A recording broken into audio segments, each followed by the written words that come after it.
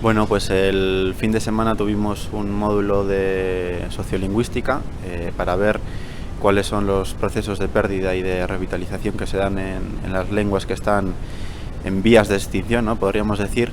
Y en este módulo pues juntamos a 50 promotores y agentes que están trabajando a favor del proceso de revitalización de la lengua. La mayoría eran de la zona de Toribío, Tacuello y San Francisco, pero también había gente de Jambaló, de Caldono, y nos parece que es un momento importante juntar a gente que está trabajando en diferentes ámbitos a favor de la revitalización de la lengua y también en diferentes territorios, ¿no? Conocer cada uno qué está haciendo, cómo ha sufrido también ese proceso de pérdida del que decíamos y cómo vamos a ser capaces, o cómo van a ser capaces los NASA de construir un proyecto de revitalización conjunto y común, ¿no? Sí que es cierto que hasta ahora se han ido dando diferentes estrategias, diferentes proyectos, diferentes pasos.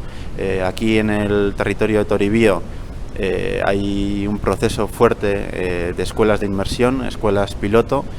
Podríamos decir que entre 5 y 6 escuelas están funcionando ahora mismo. También hay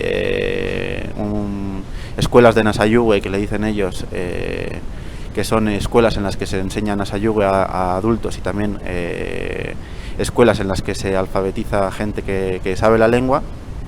Pero sí que vemos que es necesario un poco coordinar todos estos proyectos y de alguna manera que gente que anda trabajando en diferentes ámbitos de la revitalización pues sume a este proyecto y entre todos seamos capaces de crear un proyecto articulado.